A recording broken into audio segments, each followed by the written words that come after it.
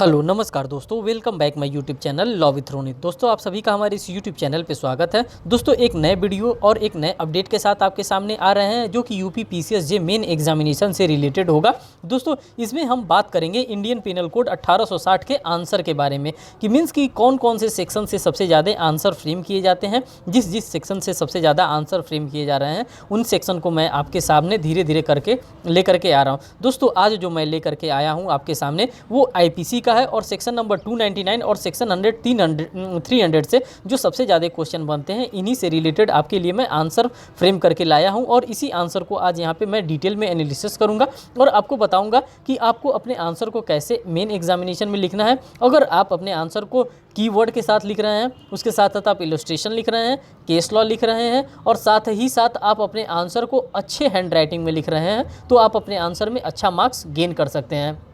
दोस्तों इसी के बारे में आज हम चर्चा करने वाले हैं। दोस्तों ये जो सेशन होगा आज का जो आपका मुख्य परीक्षा के लिए होगा, ये सेशन हिंदी में लेकर के मैं आया हूँ। मैंने प्रीवियस अपने लेक्चर में मैंने इंग्लिश में भी काफ़ी आंसर फ्रेमिंग करवाया है जो कि सीआरपीसी से रिलेटेड है। अगर आप इंग्लिश में देखना चाहते हैं तो सीआरपीसी का लेक्चर आप देख सकते हैं। उसमें मैंने सीआरपीसी के पूरे अरेस्ट चैप्टर से रिलेटेड जितने भी क्वेश्चन बनते हैं उसको मैंने करा दिया है। चैप्टर मीन्स की पीपी साहब से मीन्स की सेक्शन नंबर 24 से रिलेटेड जो भी क्वेश्चन बनते थे उसको मैंने करा दिया है। साथ साथ मैंने सीपीसी को भी करा दिया है। आपने उसको नहीं देखा है तो आपने उसको देख सकते हैं जो कि इंग्लिश लेक्चर में होगा। आपको इंग्लिश लेक्चर में मिल जाएगा। जब आप प्ले लिस्ट में जाएंगे हमारे वीडियो हमारे यूट्यूब के चैनल पर तो वहाँ पर आपको एज यूजुअल मिल जाएगा। और दोस्तों आज ये जो पार्ट मैं लेकर के आपके सामने आ रहा हूँ ये पार्ट नंबर 6 है। हमारा जो हिंदी के सेशन का जो पार्ट है ये पार्ट नंबर 6 है और इसी सेशन को आज हम यहाँ पे डिटेल में एनालिसिस करने वाले हैं कि किस तरह से कौन कौन से आंसर क्या क्या होंगे। पाँच पार्ट तक ऑलरेडी मैंने अपने इसी यूट्यूब चैनल पे करा रखा है, आप उसको देख सकते हैं।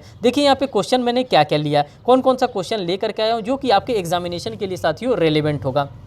देखिए क्वेश्चन कैसे आ रहा है। जो हमने प्रीवियस ईयर पेपर एनालिसिस किया है उस प्रीवियस ईयर पेपर के एनालिसिस के बाद से ही मैंने क्वेश्चन लिया है और इसी क्वेश्चन पे मैंने आंसर फ्रेम करके मैं आपके सामने लेकर के आ रहा हूँ। देखिए यहाँ पे दिया है आपराधिक मानववध से आप क्या समझते हैं। जो आपराधिक मानववध होता है जिसको कल्पेबल होमिसाइड कहते हैं उससे आप क्या समझते हैं। पहली बात तो ये कह दिया यह हत्या की कोटि में कब आता है। मीन्स कि जो कल्पेबल होमिसाइड होता है वो अमाउंटिंग टू मर्डर कब हो जाता है। वैसे तो कल्पेबल होमिसाइड होता है वो नॉट अमाउंटिंग टू मर्डर में फॉल करता है, लेकिन कब कौन ऐसा फैक्ट एंड सर्कमस्टांसेस आ जाता है कि जो हमारा कल्पेबल होमिसाइड होता है वो अमाउंटिंग टू मर्डर में बदल जाता है। वही क्वेश्चन के बारे में पूछ रहा है। तो अब आपको एक मोटा मोटा आइडिया देख करके ही लग गया क्वेश्चन को कि हाँ क्वेश्चन ये पूछ कहाँ से रहा है, क्वेश्चन का नेचर क्या है, क्वेश्चन कह रहा है। ये कल्पेबल होमिसाइड के बारे में बात कर रहा है। ये बात कर रहा है कि कब कल्पेबल होमिसाइड जो होता है वो अमाउंटिंग टू मर्डर होता है, मीन्स कि आपराधिक मानववध हो जाता है, और कब किस कंडीशन में किस सर्कमस्टांसेस में जो नॉट अमाउंटिंग टू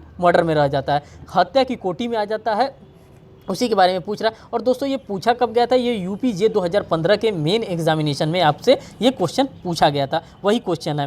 फिर सेकंड इसी क्वेश्चन को कैसे घुमा करके पूछा जा सकता है, कब सदोष मानववध मीन्स कि जो कल्पेबल होमिसाइड होता है हत्या नहीं होता है, कब जो सदोष मानववध होता है जो culpable homicide not amounting to murder होता है। उत्तर के समर्थन में उदाहरण सहित आंसर को लिखिए। और ये कब पूछा गया था, यूपीजे 2006 के एग्जामिनेशन में ये क्वेश्चन पूछा गया। तो दोस्तों ये टॉपिक तो आपके लिए वैसे ही है जो कि सेक्शन नंबर 299 का है आईपीसी का, जिसमें culpable homicide amounting to murder के बारे में बात करता है, culpable homicide not amounting to murder के बारे में बात कर रहा है। ये जो क्वेश्चन कह रहा है उसी के अकॉर्डिंग हम बात कर रहे हैं। अब देखिए दोस्तों जब कभी भी आप अपने आंसर को लिखिए तो आंसर को लिखने से पहले आपको क्वेश्चन पे थोड़ा सा मैं बार मैं रेगुलरली आपसे कर रहा हूँ कि जब आप क्वेश्चन पढ़ रहे हैं तो क्वेश्चन पे आपको 1 से 2 मिनट आप समय दीजिए। पहले क्वेश्चन को समझिए कि क्वेश्चन कह क्या रहा है। अगर आप अच्छे से क्वेश्चन के नेचर को समझ जाएंगे तो मान के चलिए कि आप अपने आंसर को बहुत ही अच्छे लिख सकते हैं, बहुत ही अच्छे तरह से लिख सकते हैं। इसलिए अच्छे तरह से लिख सकते हैं जब आपको क्वेश्चन के बारे में आपको पता रहेगा तो आप अपने आंसर को सिर्फ फ्रेम करते रहेंगे। जो बातें आपके दिमाग में बैठी हैं, जो इसके साथ कोई इलस्ट्रेशन याद आ रहा है तो इलस्ट्रेशन डालते जाइए, कोई एग्जाम्पल याद आ रहा है तो एग्जाम्पल डालते जाइए, कोई केस लॉ लर्न है तो कोई केस लॉ डालते जाइए। मीन्स कि सारे एलिमेंट्स को आपके दिमाग में एक बार फ्रेम हो जाएगा और जैसे ही आंसर फ्रेम कर लेंगे अपने दिमाग में वैसे ही आपको बस अपने हाथ से यहाँ पे लिखना होगा, और जितनी आप खूबसूरती से लिखते हैं उतना आपको ज़्यादा से ज़्यादा यहाँ पे नंबर गेन कर लेंगे। अब देखिए उत्तर क्या है, उत्तर में क्या दे रहा है कि अब देखिए दोस्तों इसके आंसर को मैंने कैसे फ्रेम किया। अब जब आप क्वेश्चन पढ़ लिए, क्वेश्चन को समझ लिए, तब आंसर क्या फ्रेम करेंगे।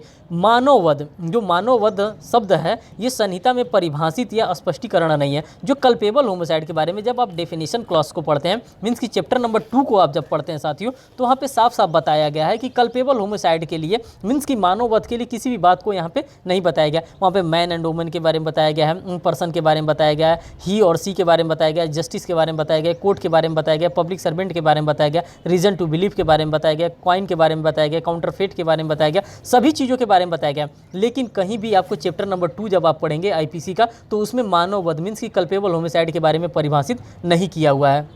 तो आपको ये टॉपिक पता है कि हाँ यहाँ पे परिभाषित नहीं किया गया, तो आपने ये लिख दिया। सामान्य मानव वध से तात्पर्य मानव द्वारा मानव का वध है, जो सामान्य मतलब होता है, जो मानव वध का मतलब होता है। तो आप सब देख करके पता चल जा रहा है जो कल्पेबल होमिसाइड के मतलब होता है to cut the human body, means कि कल्पेबल होमिसाइड का ही जो शाब्दिक अर्थ होता है to cut the human body, means कि मनुष्य को आप क्या कर सकते हैं, पीस पीस में काट दे रहे हैं, कट करना।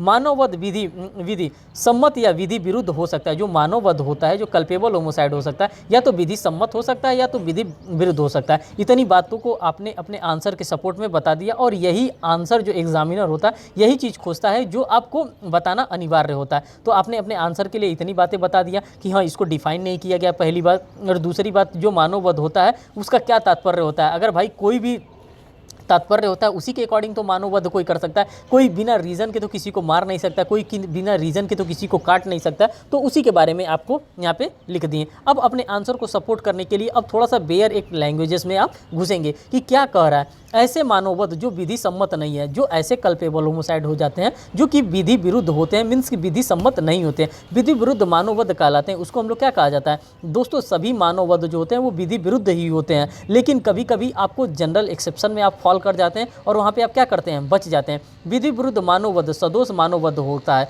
जो विधि विरुद्ध मानववध होता है वो सदोष मानववध होता है, बशर्ते वह धारा 299 में प्रावधानित सदोष मानव वध की अपेक्षाओं को संतुष्ट कर देता है। धारा 299 सदोष मानव वध को परिभाषित करता है। अब 299 जो हमारा धारा जो 299 होता है, जिसमें culpable homicide not amounting to murder के बारे में बताया गया है, यही धारा 299 क्या करता है, सदोष मानव वध को, मीन्स की जो सदोष मानव वध होता है इसी को परिभाषित करने का कार्य करता है। कौन करता है, धारा 299। अब आपने पहली बात लिखी, जो आंसर मांग रहा था उस आंसर के बाद को आपने पहली बार यहाँ पर लिखा। अभी तो आप अपने आंसर को खूबसूरत करने के लिए सारी बातों को लिख रहे थे, ये सभी चीज़ों को घुमा फिरा रहे थे एग्जामिनर को, लेकिन जो मेन बात है आप अपने लिखा धारा 299 में सदोष मानववध को परिभाषित करती है। ऐसे सदोष मानववध जो धारा 300 की परिधि में आते हैं हत्या कहे जाते हैं। मीन्स की कल्पेबल होमिसाइड जो होता है वो बड़ा होता है और जो मर्डर होता है वो छोटा होता है। मीन्स की कल्पेबल होमिसाइड, और ये पूरा ये टोटल जो गोला है ये CH है आपका, मीन्स की कल्पेबल होमिसाइड, और ये जो छोटा गोला है ये मर्डर है। इसमें जीनिस और स्पेसिस की बात की जाती है कि किसको जीनिस कहा जाता है और किसको स्पेसिस कहा जाता है। तो कल्पेबल होमिसाइड मीन्स की किसी को मार रहे हैं तो संभावना तो है कि वो व्यक्ति मरेगा ही मरेगा। मीन्स कि अगर आप मार रहे हैं, आपके पास सफिशिएंट नॉलेज है, आपके पास इंटेंशन है, अगर इन सभी चीज़ों के साथ मार रहे हैं तो व्यक्ति को तो पता है कि आपको तो पता है कि वो व्यक्ति मर जाएगा, लेकिन कभी कभार क्या होता है व्यक्ति बच भी जाता है। तो जो कल्पेबल होमिसाइड तो आपने किया है, लेकिन वो क्या होगा, वो मानववध जो होगा वो मर्डर नहीं होगा। और उसी के बारे में यहाँ पे बता दे रहे हैं, जो धारा 300 की परिधि में आते हैं हत्या कहे जाते हैं। अगर 300 में सेक्शन नंबर 300 में फॉल कर गया कौन सा, आपका कोई भी कल्पेबल होमिसाइड, कोई भी सदोष मानववध अगर आपका 300 में फॉल कर गया तो वो वहाँ पे क्या हो सकता है दोस्तों, वो वहाँ पे मर्डर हो जाएगा। और इसी के बारे में आपको यहाँ पे बताना है। अब देखिए धारा 299 के अनुसार, धारा 299 के अनुसार क्या क्या बातें हैं जो आपको अपने एग्जामिनेशन में लिखना है। अब क्या लिखेंगे, जब आप अपने आंसर को फ्रेम करेंगे तो ऐसे ही एज यूजुअल आपको आंसर फ्रेम करना होगा। आप अपने लैंग्वेजेस में लिखिए, कीवर्ड आपके बेयर एक्ट में दिया हुआ है, आपको किसी के लैंग्वेजेस में भागने की ज़रूरत नहीं कि नहीं जो मैं लिखा हूँ वही वर्ड आप भी लिखेंगे। नहीं, आप बच्चे नहीं हैं, आपने सेमेस्टर एग्जामिनेशन दिया है, LLB आपने पास किया, आप लॉ ग्रेजुएट हैं, आपको पता है कि आपको कौन कौन सा वर्ड आपको अपने एग्जामिनेशन में लिखना है। जो कोई मृत्यु कारित करने के आशय से या ऐसी शारीरिक क्षति कारित करने के आशय से, मीन्स कि किसी की मृत्यु मृत्यु कारित करने के आशय से, मीन्स कि वहाँ पे उसका इंटेंशन होगा, उसका नॉलेज होगा, उसका मोटिव होगा, उसका प्रिपरेशन होगा, उसका कंडक्ट होगा, मीन्स कि इन सभी चीज़ों के आशय से क्षति कारित करता है, जिससे मृत्यु कारित होना संभाव्य है। मीन्स कि वहाँ पे प्रोबेबिलिटी है, वहाँ पे पॉसिबिलिटी है कि क्या उसका मृत्यु उससे हो जाएगा। यह ज्ञान रखते हुए कि यह संभाव्य है कि वह उस कार्य से मृत्यु कारित कर दे, मीन्स कि वो जो कार्य कर रहा है उसको पता है कि इससे क्या हो जाएगा, उसका मृत्यु कारित हो जाएगा। कोई कार्य करके मृत्यु कारित कर देता है वो आपराधिक मानववध का अपराध करता है। अगर इस प्रकार से कोई किसी भी व्यक्ति का अगर मर्डर कर देता है तो उसको क्या कहा जा सकता है, उसको आपराधिक मानववध कहा जाता है। इसी को कल्पेबल होमिसाइड कहा जाता है, जो कि मैंने आपके आंसर का जो जिस्ट था वो मैंने यहाँ पे खोल करके रख दिया, वो चीज़ें मैंने आपको यहाँ पे बता दिया। यही आपका सफिशिएंट आंसर है। इसी चीज़ को आपको क्या करना है, अपने आंसर को घुमा कर सपोर्ट में इन सभी बातों को लिखना है। जो आपको कीवर्ड जो आपको संभाव्य जानते हुए कोई संभाव्यता हो कि मीन्स कि वो उसको ऐसे हम मारेंगे, आपके पास सफिशिएंट नॉलेज था कि हाँ उसको मारेंगे तो वो इस तरह से मर जाएगा, ये सारी बातों को आपने यहाँ पर लिख दिया। अब इसको अपने आंसर को सपोर्ट करने के लिए सारी बातों को आप यहाँ पे लिखेंगे। अब क्या लिख रहे हैं, आपराधिक मानववध के आवश्यक तत्व। अगर किसी भी मानववध को मारना होता है तो उसके कुछ ना कुछ आवश्यक तत्व होते हैं ना। क्या क्या आवश्यक तत्व होते हैं, उसी आवश्यक तत्व को यहाँ पर हम डिस्क्राइब कर रहे हैं। देखिए, भारतीय दंड संहिता की धारा 299 में परिभाषित आपराधिक मानववध के निम्नलिखित आवश्यक तत्व होते हैं। कौन कौन से आवश्यक तत्व होते हैं, जैसे क वाला आवश्यक तत्व होता है किसी व्यक्ति के द्वारा कोई कार्य कृत्य किया गया हो, किसी भी व्यक्ति के द्वारा कोई ऐसा कृत्य किया गया हो, ख उस कार्य से किसी मानव की हत्या हुई हो, दूसरा कृत्य हो गया। तीसरा देखिए, वह कार्य निम्न प्रकार से किया गया हो। अब किस किस प्रकार से किया गया हो, अब देखिए यहाँ पे गो वाले में 3 बातों को मैंने लिखा है। क्या क्या कार्य हो सकता है, मृत्यु कारित करने के आशय से किया गया, ये आपका कीवर्ड है। ऐसा शारीरिक क्षति कारित करने के आशय से किया गया जिससे कि मृत्यु संभाव्य हो, ये बातें आपको लिखनी है। ये जो आशय है, जो संभाव्य है, यही कीवर्ड है। यह ज्ञान रखते हुए कि पूरी संभावना, मीन्स कि आपके पास सफिशिएंट नॉलेज है कि ऐसे कृत्य से उस व्यक्ति की मृत्यु हो जाएगी, मीन्स कि उसका सफिशिएंट डेथ हो जाएगा। और ये जो तीनों बातें मैंने बताया, आशय, संभावना और पूरा संभावना जो है कि उसकी मृत्यु हो जाएगी, ये सभी कीवर्ड है। ये सारी बातों को आप लिख देंगे तो एग्जामिनर ऐसे ही देखता रहेगा, ऐसे ही टिक करता रहेगा और आपका जो नंबर होगा वो नंबर यहाँ पे असाइन करता रहेगा आपको। देखिए, इसी आंसर को मैं लिखने के लिए अब आगे क्या लिखा हूँ, ये फुल लेंथ का मैंने 20 नंबर का ये आंसर लिखा है। तो 20 नंबर का जब आंसर लिखेंगे तो आपको कम से कम 4 पेजेस में आंसर को लिखने पड़ेंगे और इसी प्रकार से आपको अपने आंसर को लिखना है। यदि उपरोक्त आवश्यक तत्व की अपेक्षा पूर्ण हो जाए तब ऐसे कार्य को करने वाला व्यक्ति आपराधिक मानववध के लिए लाइबल होगा। मीन्स कि अगर जो ऊपर बातें बताई गई हैं, अगर इस प्रकार से कोई भी व्यक्ति कोई भी काम कर दे रहा है तो वो किस चीज़ का लाइबल होगा, उसको दायी माना जाएगा। किस चीज़ का, आपराधिक मानववध का। फिर माना जाएगा कि उस व्यक्ति के द्वारा क्या किया गया, आपराधिक मानववध कर दिया गया है। अब देखिए यहाँ पे बात कर रहा है धारा 299 के साथ जुड़े 3 स्पष्टीकरण के अंतर्गत। आप सभी को पता है कि जब आईपीसी आप पढ़ते हैं तो वहाँ पे 3 स्पष्टीकरण के बारे में बताया हुआ है। उन स्पष्टीकरण के बातों को आपको कहीं ना कहीं आंसर में अपने मेंशन करते रहना है कि हाँ, ये स्पष्टीकरण से ही पता चलता है कि हाँ आपका आंसर जो है वो कंप्लीट आपका आंसर है। धारा 299 के साथ जुड़े 3 स्पष्टीकरण के अंतर्गत कार्य करने वाले के बारे में विधि या उपधारणा करती है, मीन्स कि प्रिजम्पशन करती है, उपधारणा करती है कि उस व्यक्ति ने आपराधिक मानववध किया है। उस व्यक्ति के द्वारा क्या किया जाएगा, प्रिज्यूम कर लिया जाएगा कि हाँ आपने क्या किया, आपने आपराधिक मानववध किया, मीन्स कि आपने किसी भी व्यक्ति को मारा है। अब देखिए, आपराधिक मानववध की कोटि में न आने वाला, आपराधिक मानववध की कोटि में न आने वाला, हत्या की कोटि में आने वाले के बारे में हम यहाँ पे बात कर रहे हैं। यहाँ पे पहला बात कर रहा है, पहला क्या कर रहा है, अपवादिक दशाओं को छोड़कर, मीन्स कि जो कुछ एक्सेप्शनल बातें हैं, जैसे कि आप उसमें जनरल एक्सेप्शन में आप फॉल कर जाते हैं, तो कुछ अपवादिक दशाओं को छोड़ करके आपराधिक मानववध हत्या है। जो आपराधिक मानववध होता है, जो कल्पेबल होमिसाइड होता है, वो अमाउंटिंग टू मर्डर होता है। यदि वह कार्य जिसके द्वारा मृत्यु कारित की गई हो, मीन्स कि किसी भी व्यक्ति के द्वारा किसी भी व्यक्ति का मृत्यु कारित किया गया होगा, प्रथम मृत्यु कारित करने के आशय से किया गया हो। पहला तो आपको जो हो बता रहा है, जो पहला अपवाद बता रहा है, मीन्स कि पहला जो आवश्यक तत्व बता रहा है कि वो मृत्यु कारित करने के आशय से ही किया गया होगा, कि मैं उसमें क्या करूँगा, उसका मृत्यु मैं काज कर दूंगा, मीन्स कि उसका डेथ वहाँ पे मैं कॉज कर दूंगा। दूसरी बात जो बताई जा रही है, यदि वह ऐसा शारीरिक क्षति कारित करने के आशय से किया गया, अगर इस प्रकार के शारीरिक क्षति कारित करने के आशय से किया गया हो जिसे अपराधी जानता हो कि उससे व्यक्ति की मृत्यु कारित करना संभाव्य है, मीन्स कि उस व्यक्ति से उसकी मृत्यु कारित करना संभाव्य है जिसको वो अपहानि कारित की गई है, अथवा तीसरी क्या बताया जा रहा है, 3 वहाँ पे बातें बताई गई हैं और तीनों बातों के बारे में मैं थोड़ा थोड़ा यहाँ पे लिख करके लाया हूँ। यदि वह किसी व्यक्ति का शारीरिक क्षति कारित करने का आशय से किया गया, मीन्स कि किसी भी व्यक्ति को शारीरिक क्षति मीन्स कि उसके शरीर पे किसी भी प्रकार का ग्रीवियस हर्ट देने के तरीके से किया गया हो, मीन्स कि शारीरिक क्षति कारित करने के आशय से किया गया हो, और वह शारीरिक क्षति जिससे कारित करने का आशय हो प्रकृति के मामूली अनुक्रम में मृत्यु कारित कर देगा या ऐसी शारीरिक क्षति कारित कर देगा जिससे मृत्यु कारित होना संभाव्य है। मीन्स कि आपके पास इतना सफिशिएंट नॉलेज है और आपने इतने सफिशिएंट तरीके से उसको मारा है कि उससे क्या होगा, उसकी व्यक्ति की मृत्यु कारित क्या हो जाएगी, संभव है। तो यहाँ पे क्या माना जाएगा कि आपने आपराधिक मीन्स कि आपने सदोष मानववध किया है, मीन्स कि सदोष मानववध का मीन्स कि culpable homicide amounting to murder में आप क्या कर रहे हैं, आप फॉल कर जा रहे हैं। और उसी सभी चीज़ों के बारे में आपने यहाँ पे अपने आंसर में लिखा है। और वह मृत्यु कारित करने या पूरक रूप से क्षति कारित करने के जोखिम उठाने के लिए किसी प्रति हेतु के बिना ऐसा कार्य करता है। तो अब इससे रिलेटेड साथियों आपके पास एक केस लॉ आता है। अब केस लॉ क्या आता है, अब जब आपने आंसर को लिख दिया, देखिए किस तरह से आपने अपने आंसर को लिखा है। आंसर को लिखने का तरीका ये है कि सबसे तो पहले आपने बताया है कि जो आपराधिक मानववध है इसको पहली बात तो परिभाषित नहीं किया गया है। दूसरी बात, जो आपराधिक मानववध होता है ये क्या होता है, आदमी को काट देना, मीन्स कि to cut the pieces into a man, means कि किसी भी आदमी को पीसेस में काट देना, इसी को आपराधिक मानववध कहा जाता है। जब आपने ये बात बता दिया, फिर उसके सपोर्ट में थोड़ी सी बात आपने जो 3 क्लॉजेज जो वहाँ पे दिए गए, 3 एक्सप्लेनेशन दिए गए हैं, उन तीनों एक्सप्लेनेशन, तीनों इलस्ट्रेशंस को आपने थोड़ा थोड़ा बताया कि क्या उसमें इंटेंशन होना चाहिए, क्या नॉलेज होना चाहिए, क्या सफिशिएंट इंजरी होना चाहिए,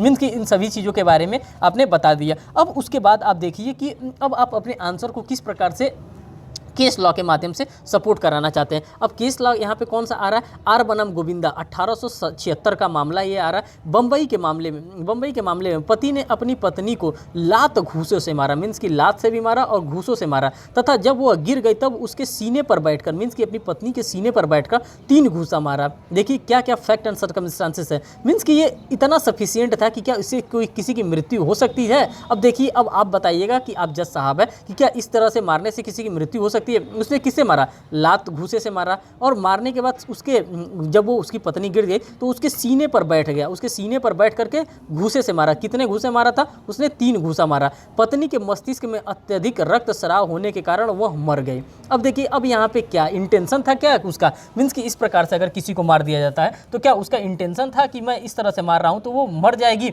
अगर सामान्य प्रक्रम में देखा जाए, अगर जनरल प्रक्रिया में देखा जाए तो इस प्रकार से किसी को मार देने से कोई व्यक्ति मर थोड़े नहीं जाता है। अगर मान लीजिए कि आप किसी को 2-4 झापड़ मार दिए, उसके सीने पे आप मार दीजिए, 2-4 लात मार दीजिए, तो क्या उससे आपको लगता है कि वो व्यक्ति मर जाएगा? नहीं मरेगा। अब देखिए यहाँ पे इस केस में क्या कहा जाता है, अब वो क्या हो गया, अत्यधिक रक्तस्राव के कारण उसकी पत्नी मर गई। अब न्यायाधीश जो थे मेलविन, जो उस समय कभी कभार ये क्वेश्चन में आपसे पूछ देता है, जब एमसीक्यू आप सॉल्व करते हैं तो आपसे पूछ देता है, उस समय जस्टिस मेलविन थे, यह निर्णय दिया कि चूंकि अभियुक्त का आशय मृत्यु कारित करना नहीं था। अब यहाँ पे जो आशय की बात आ गई, अब उसके इंटेंशन की बात आ गई कि क्या उसका इंटेंशन था, मीन्स कि किसी को झापड़ से, किसी को थप्पड़ से, किसी के सीने पर बैठ के मारने से क्या वो व्यक्ति मर जाएगा, क्या इसका ये इंटेंशन था कि वो उसको मार ही देना चाहता था। हम कभी भी आईपीसी को साथियों पढ़ते हैं तो हम उसके इंटेंशन को देखते हैं कि क्या वो किस इंटेंशन से वो वर्क कर रहा है। अगर उसका इंटेंशन क्या था, गुड फेथ में है तो अच्छी बात है, अगर वो बैड फेथ में इंटेंशन उसका है तब वो गलत बात है। तो यहाँ पे यही जस्टिस मेलविन ने कर यह निर्धारित किया, चूंकि अभियुक्त का आशय जो था वो मृत्यु कारित करना नहीं था और न ही उसके द्वारा पहुंचाई गई क्षति प्रकृति के सामान्य अनुक्रम में मृत्यु कारित करने के लिए पर्याप्त थी। मीन्स कि इनके द्वारा भी कहा जा रहा है, जस्टिस मेलविन के द्वारा भी कहा जा रहा है कि क्या ये सफिशिएंट, तो इंजरी तो उसने सफिशिएंट नहीं दिया था। और उसका मानना ये भी था, जो जस्टिस थे जस्टिस मेलविन, उन्होंने कहा कि क्या इस तरह से अगर किसी भी सामान्य व्यक्ति को अगर मारा जाए तो क्या कोई सामान्य व्यक्ति भी मर सकता है। तो उन्होंने कहा कि नहीं, किसी सामान्य व्यक्ति को इस तरह से मारा जाए तो वो मर नहीं सकता है, तो द्वारा अनुक्रम में मृत्यु कारित करने के लिए पर्याप्त ही थी। इसलिए अभियुक्त आपराधिक मानववध के लिए दोषी था, न कि हत्या के लिए। यहाँ पे जस्टिस मेलविन जो थे उन्होंने बताया कि ये आपराधिक मानववध के लिए सिर्फ दोषी होगा, ये मृत्यु कारित करने के लिए दोषी नहीं होगा। इसलिए मृत्यु कारित करने के लिए दोषी नहीं होगा क्योंकि इस तरह से अगर किसी को भी जनरली बात कर रहे हैं, सामान्य तौर पर अगर किसी भी व्यक्ति को मारा जाएगा तो वो व्यक्ति क्या होगा, उसकी मृत्यु नहीं होती है। इसीलिए यहाँ पे बताया गया। फिर हमारे पास नेक्स्ट केस आता है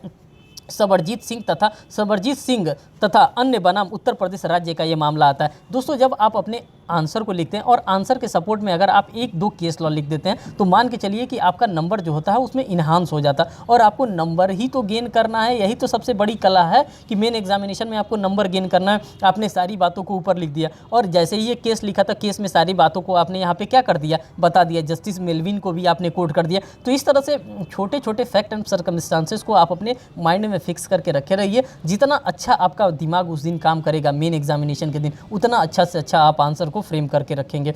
अब देखिए सेकंड केस जो बात करा, सबरजीत सिंह तथा अन्य बनाम उत्तर प्रदेश राज्य के मामले में। इस मामले में सुप्रीम कोर्ट ने आपराधिक मानववध तथा हत्या के मध्य अंतर को स्थापित किया है।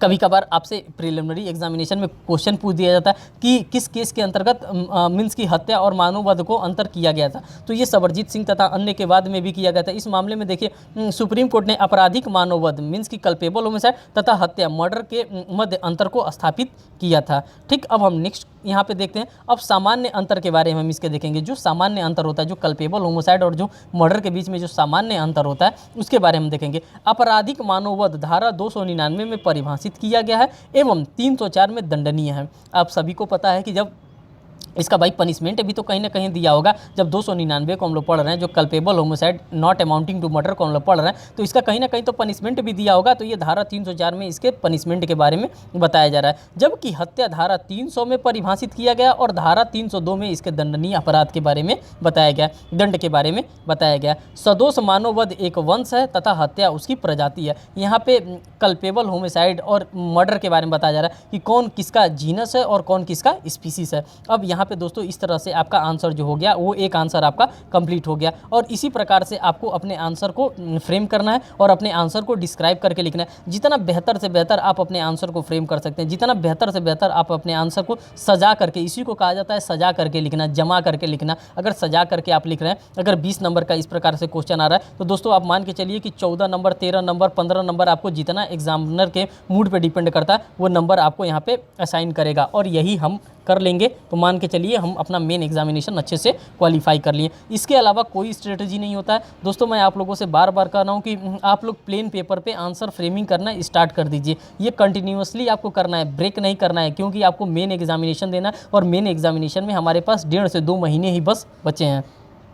अब दोस्तों देखिए यहाँ पे सेकंड क्वेश्चन क्या आ रहा है, अपवादों का वर्णन कीजिए। किस किस अपवाद का, किस किस एक्सेप्शंस का वर्णन करना है जिनमें आपराधिक मानववध हत्या नहीं है। किस किस में बताया गया जो आपराधिक मानववध होता है वो हत्या नहीं है, मीन्स की culpable homicide not amounting to murder नहीं है। ये कहाँ क्वेश्चन पूछा गया था? तो दोस्तों ये यूपी एपीयू 2015 में ये क्वेश्चन पूछा गया था। और इसी क्वेश्चन को अब दूसरे तरीके से किस तरह से पूछा जा सकता है, आपराधिक मानववध हत्या नहीं है। जो आपराधिक मानववध होता है मीन्स की कल्पेबल होमिसाइड होता है, is not amounting to murder. यदि मानववध आवेश की तीव्रता में हुई अचानक लड़ाई में पूर्व चिंतन किए बिना किया गया, मीन्स कि अगर कोई भी offence grave and sudden provocation में कर दिया जाता है। जब आप आईपीसी पढ़ेंगे और आईपीसी का सेक्शन नंबर 300 पढ़ेंगे तो वहाँ पे पूरा 5 कंडीशंस दिया गया। 5 कंडीशन में जो पहला कंडीशन बताया गया जिसमें ग्रेव एंड सडन प्रोवोकेशंस के बारे में बात बताई जा रही है, मीन्स कि पूर्व चिंतन के बिना अचानक लड़ाई हो जाता है, मीन्स कि ग्रेव एंड सडन प्रोवोकेशन में हो जाता है, हिट एंड पैसन में हो जाता है,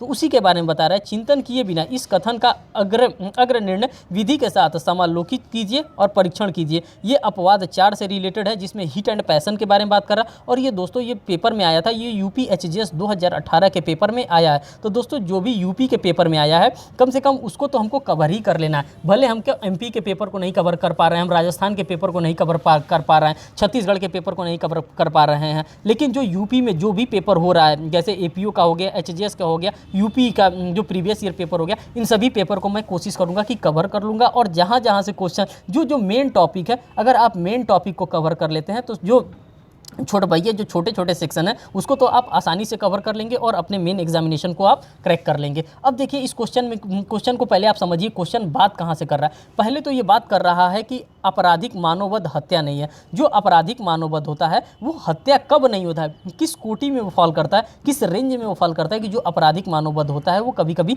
हत्या नहीं होता है। तो यहाँ पे जब आईपीसी का सेक्शन नंबर 300 हम पढ़ते हैं तो वहाँ पे अपवाद दिया है, मीन्स कि अगर उस 5 सर्कमस्टांसेस में अगर हम फॉल कर जाते हैं तो वहाँ पे जो आपराधिक मानववध होता है वो हत्या नहीं होता है, जो कल्पेबल होमिसाइड होता है हमारा वो वहाँ पे मर्डर नहीं होता है। अब देखिए, जब आपने क्वेश्चन को देख लिया, क्वेश्चन को अपने दिमाग में फ्रेम कर लिया कि हाँ क्वेश्चन कहाँ से आ रहा है, तो अब दिमाग आपका उसी के बीच घूमना चाहिए, उससे रिलेटेड केस लॉ के बीच में घूमना चाहिए, उसके बारे में जो जो कंडीशंस दिए गए हैं उन कंडीशंस के बारे में आपके दिमाग घूमने चाहिए। और जब जब आपका दिमाग घूमेगा तब तक आप अच्छा कर करके आएंगे। अब देखिए इसके आंसर को मैंने कैसे फ्रेम किया है।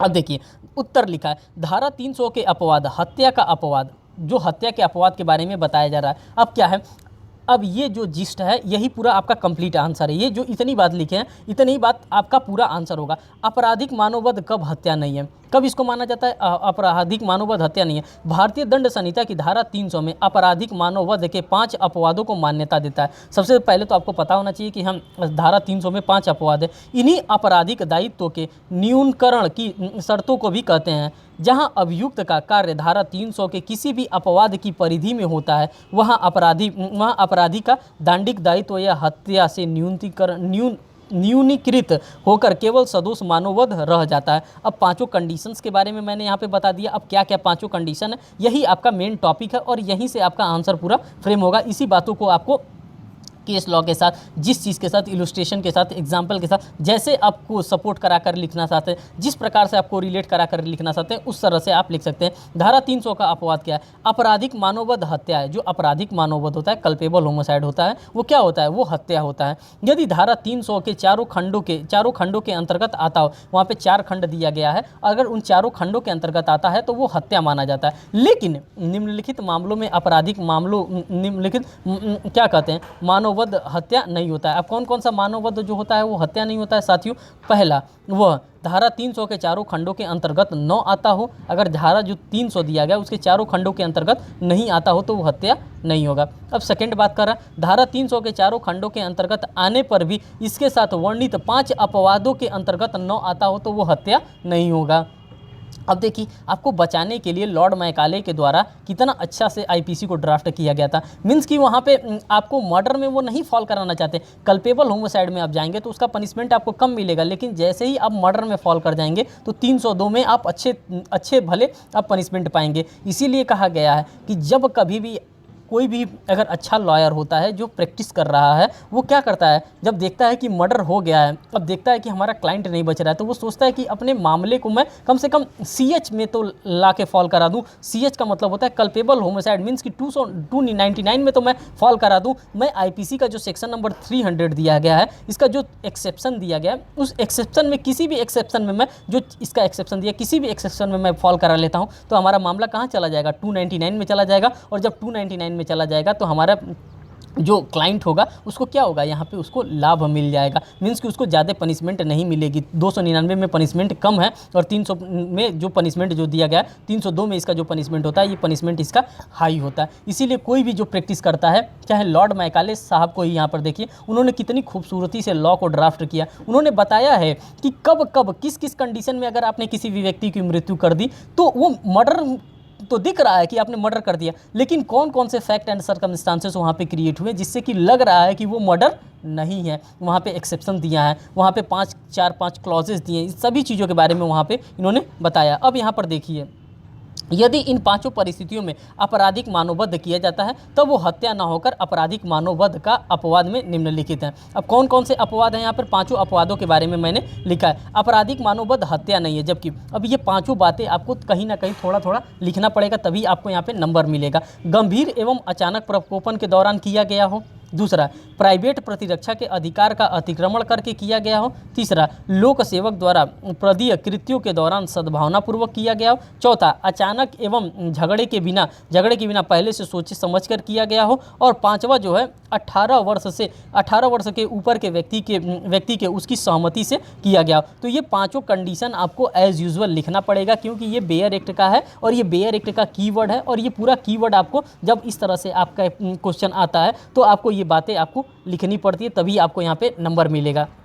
जब ये सारी बातों को आपने लिख दिया, तब इसके सपोर्ट में आप कहाँ कहाँ पे केस लॉ डालेंगे, कौन कौन सा केस लॉ डालेंगे, अब ये आपके दिमाग की उपज है। जैसे मैंने यहाँ पे जैसे 5 कंडीशन बता दिया, इन 5 कंडीशन से रिलेटेड केस लॉ बता दे रहा हूँ, और उसके बाद से फिर बीच में फैक्ट डालूंगा, फिर उसके नीचे केस लॉ डालूंगा। अब आपको देखना है कि आप अपने आंसर को किस प्रकार से सजा रहे हैं, कैसे आप परोस करके दे रहे हैं एग्जामिनर को, जो कि वो चेक करेगा और आपको क्या करेगा, यहाँ पे नंबर देगा। अब हमारे पास जो मेन इंपॉर्टेंट केस आ जा रहा है, KM नानावती बनाम महाराष्ट्र राज्य का मामला आ जाता है। दोस्तों इन केस को सभी विद्यार्थियों के द्वारा सुना गया होगा, जो कि LLB अच्छे से किया होगा, जिन्होंने सेमेस्टर एग्जामिनेशन दिया होगा। अब इसमें बताया जा रहा है मामले में गंभीर एवं अचानक प्रकोपन से संबंधित है। मीन्स कि ये जो मामला है जो KM नानावती जी का, ये ग्रेव एंड सडन प्रोवोकेशन से रिलेटेड है। इस पर क्या बताया जा रहा है, निम्नलिखित सिद्धांत न्यायाधीश जो सुब्बा राव जी थे, जो चीफ जस्टिस, वो सुब्बा राव जी के द्वारा प्रतिपादित किए गए थे। और दोस्तों इस केस में क्या हुआ था, जूरी ट्रायल भी कराई गई थी, और इसी केस के बाद से जूरी ट्रायल को क्या कर दिया गया, समाप्त कर दिया गया इन्हीं के केस लॉ से। कभी कभी आपसे MCQ में भी पूछ देता है कि किस केस लॉ के माध्यम से जूरी ट्रायल को समाप्त कर दिया गया था। तो इस केस मीन्स कि KM नानावती के मामले के बाद से ही जूरी ट्रायल को इंडिया से समाप्त कर दिया गया। अब देखिए इस केस के फैक्ट को मैं क्या लिख रहा हूँ, क्या कोई युक्त व्यक्ति जो इस समाज का है, जिसने अभियुक्त रहा हो और जिसने प्रकोपित होकर अपना उसी प्रकार आत्मसंयम खो सकता है जैसा कि अभियुक्त खो बैठा था। इसमें क्या हुआ था, इन्होंने अपना आत्मसंयम खो बैठा था, और उसी आत्मसंयम को खो करके इन्होंने क्या किया था, वहाँ पे जो आहूजा था, उस आहूजा को इन्होंने क्या किया था, शूट कर दिया था। मीन्स कि उसको गोली मार दिया गया था।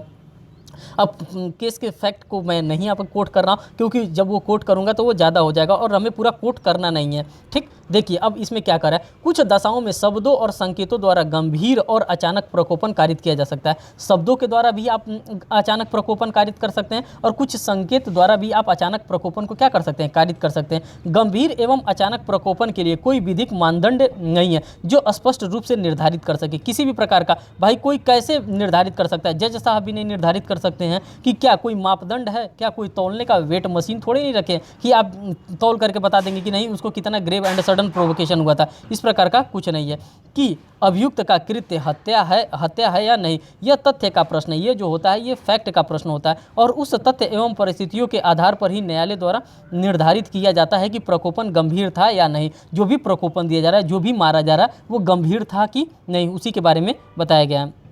अब यहाँ पर देखिए प्रकोपन का कारित किया जाना। अब जो बातें मैं लिख रहा हूँ, ये बातें आपके लिए बहुत ही इंपॉर्टेंट है, और यहाँ से आप जितना भी जिस्ट हो सकता है उस जिस्ट को निकाल करके आप अपने आंसर में फ्रेम करने का कोशिश करिएगा। प्रकोपन का कारित किया जाना, अब प्रकोपन का किस प्रकार से कारित किया जा सकता है, किस प्रकार से आप किसी के ऊपर प्रकोप कारित कर सकते हैं। धारा 300 के प्रथम अपवाद का लाभ केवल तभी मिल सकता है। अब देखिए जब आपको लाभ लेना है तो कब मिल सकता है, जब यह साबित कर दिया जाए कि प्रकोपन हुआ था। जब आपको आपके एडवोकेट को ये प्रूफ करना पड़ेगा कि हाँ मेरा जो क्लाइंट था वो ग्रेव एंड सडन प्रोवोकेशन में आ गया था, मीन्स कि अचानक ये प्रकोपन हो गया था, तभी आपका इसका वो लाभ मिलेगा, अन्यथा आपको इसका लाभ नहीं मिलेगा। अगर इसका लाभ मिल जाता है तो आप 299 में फॉल करते हैं, अगर आपका इसका लाभ नहीं मिलता है तो आप डायरेक्ट 302 में पनिशेबल किए जाएंगे। पहली बात आप लोगों ने देख लिया। फिर यहाँ पे नेक्स्ट केस देखिए, आर बनाम हेवार्ड। इस मामले में यह निर्धारित किया गया कि प्रकोपन तथा वध किए जाने के बीच पर्याप्त अंतर होना चाहिए। मीन्स कि इन दोनों के बीच जो होना चाहिए एक सफिशिएंट अंतर होना चाहिए, और उसी अंतर के बारे में यहाँ पे बताया जा रहा है। फिर नेक्स्ट यहाँ पर हम देखते हैं आत्म प्रतिरक्षा के अधिकार का अतिक्रमण के बारे में। मीन्स कि जो आत्म प्रतिरक्षा होता है इसके अधिकार के अतिक्रमण के बारे में। अब देखिए क्या यहाँ पे मैंने लिखा है, आपराधिक मानववध हत्या नहीं होता है। जो आपराधिक मानववध होता है वो हत्या नहीं होता है। जब अपराध अपने शरीर एवं संपत्ति की प्राइवेट प्रतिरक्षा के अधिकार का सद्भावना प्रयोग कर रहा हो, तब इस प्रकार के उक्त अधिकार का अतिक्रमण कर देता है। साथ ही यह भी आवश्यक होता है, क्या क्या आवश्यक होता है, और में क्या मैंने लिखा है, अभियुक्त द्वारा कथित मानववध बिना पहले से सोच समझ करके किया गया हो। सबसे पहला इंपॉर्टेंट फैक्टर आपका ये है कि उसके द्वारा सोचा समझा नहीं गया हो, रैंडमली आया हो और उसके द्वारा ये एक्ट कर दिया गया। वो क्या कर रहा है, प्राइवेट प्रतिरक्षा के प्रयोग के लिए जितनी उपहति की आवश्यकता हो उससे अधिक उपहति कारित करने का आवश्यक न हो। मीन्स कि अगर आपको जितनी उपहति कारित करना था उतनी अमाउंट में आपको कारित करना चाहिए था। ऐसा नहीं कि आप सफिशिएंट ज़्यादा से ज़्यादा मात्रा में आपने उसको कारित कर दिया, वो बात यहाँ पे मैंने लिखा है। अब देखिए लोक सेवक द्वारा अपने कर्तव्य के निर्वहन में किया गया कार्य। अगर कोई लोक सेवक है, अगर वो अपने मीन्स कि इस तरह से अगर वो अपने राइट का एक्सरसाइज कर रहा है तब आप क्या कर सकते हैं। धारा 300 के तृतीय अपवाद के लागू होने के लिए निम्नलिखित शर्तों को पूरा करना आवश्यक है। अब क्या क्या शर्तें हैं यहाँ पे? पहला जो शर्त है, लोक सेवक या ऐसे अन्य व्यक्ति ने विधि द्वारा प्रदत्त अपनी शक्ति का अतिक्रमण किया हो, मीन्स कि जो उसको शक्ति दिया गया हो उस अपने शक्ति का उसने क्या किया हो, वायलेशन किया हो।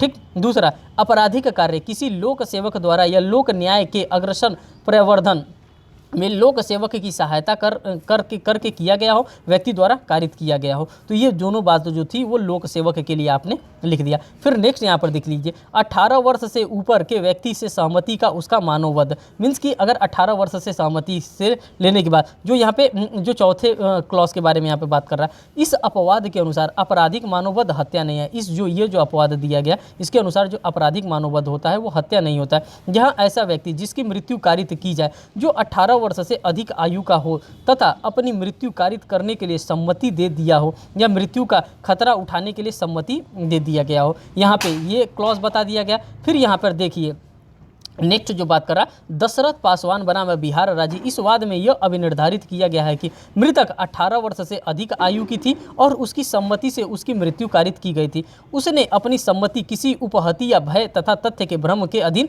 नहीं दी थी। तो यहाँ पे माना जाएगा कि उसने क्या दिया था, अपना सहमति दिया था। तो दोस्तों इस प्रकार से जो दो आंसर मैंने फ्रेम करके लाया उन दोनों आंसर को मैंने आपके सामने रख दिया। एक तो 299 से था और एक सेक्शन 299 और 300 के साथ था, और इसके जो एक्सप्लेनेशन थे, जो इसके अपवाद थे, उसी के साथ मैंने आंसर को डिस्कस किया। दोस्तों अब नेक्स्ट वीडियो में नेक्स्ट सेशन के साथ आपको नेक्स्ट क्वेश्चन और आंसर के साथ मिलते हैं। बहुत बहुत धन्यवाद दोस्तों, वीडियो को वॉच करिएगा और हो सके तो पॉसिबल हो सके तो आप अपने फ्रेंड ग्रुप में भी इस वीडियो को शेयर करिएगा, और आपको अच्छा लगे तो दोस्तों कमेंट सेक्शन में कमेंट करके जरूर हमको बताइएगा आपको ये कैसे हेल्प कर रहा है। Thank you.